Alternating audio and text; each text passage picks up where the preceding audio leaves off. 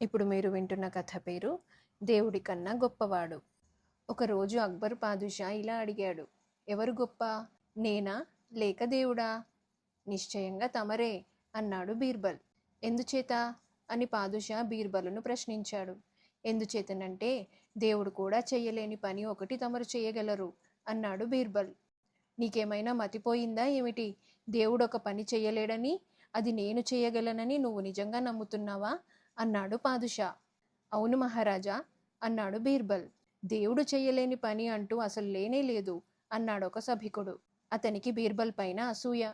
ఉన్నది అన్నాడు బీర్బల్ గొంతు పెద్దది చేసి. ఉంటే అది చాలా హేయమైన పని అయి ఉండాలి అన్నాడు సభికుడు. అంటే మన పాదుషా గారు హేయమైన పనులు చేస్తారని నీ అభిప్రాయమా అని బీర్బల్ ఆ సభికుణ్ణి నిలదీసి అడిగాడు. చిచి, అదేమీ లేదు, నేను చెబుతున్నది దేవుడు చేసే పనులను గురించి అన్నాడు సభికుడు. ఒక పని దేవుడు చెయ్యలేడని, దాన్ని మన పాదుషా గారు చెయ్యగలరని నేనన్నాను. ఆ సందర్భంలో నువ్వు దేవుడు చెయ్యలేనిది హేయమైన పనులు మాత్రమేనన్నావు. అంటే మన పాదుషా గారు అలాంటి పనులు చేస్తారనేగా నీ అభిప్రాయం అన్నాడు బీర్బల్.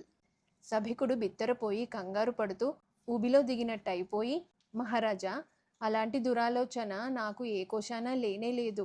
నా మాటకు అలాంటి చెడ్డ అర్థం వస్తుందని నేను ఊహించనైనా లేదు అని ప్రాధేయపడ్డాడు. పాదుషా చిరాకు పడుతూ, సరేలే, ఆ గొడవ అంతటితో వదిలేయ్ అని సభికుడితో అని బీర్బల్తో, బీర్బల్, నువ్వు జాముసేపు నాంచకుండా దేవుడు చెయ్యలేని పని నేనేది చేయగలనో వెంటనే చెప్పేయి అన్నాడు. అవసరమైతే మీరే మనిషికైనా యావజ్జీవ దేశ బహిష్కార శిక్ష విధించగలరా లేదా అని బీర్బల్ అడిగాడు. తప్పక విధించగలను. ఎవడైనా మరీ పెద్ద నేరం చేస్తే వాడికి యావజ్జీవ దేశ బహిష్కరణ శిక్ష విధించటానికి ఏమాత్రమూ సంకోచించను అన్నాడు పాదుషా. ఇకనేం, దేవుడు కావాలన్నా అలాంటి శిక్ష ఎవరికీ విధించలేడు అన్నాడు బీర్బల్. ఎందుకు విధించలేడు అని పాదుషా అడిగాడు. ఎందుకు విధించలేడంటే విశ్వమంతా దేవుడి రాజ్యమే గనక, ఆయన అధికారం చలామణి కాని చోటంటూ లేదు కనుక. ఎవడు ఎంత గొప్ప అపరాధం చేసినా దేవుడు వాణ్ణి తన రాజ్యం నుంచి బహిష్కరించలేడు.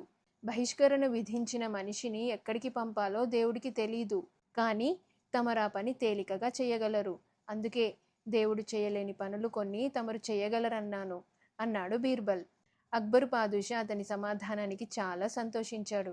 బీర్బల్ ఓడిపోతాడనుకున్న వారికి పరాభవం అయ్యింది.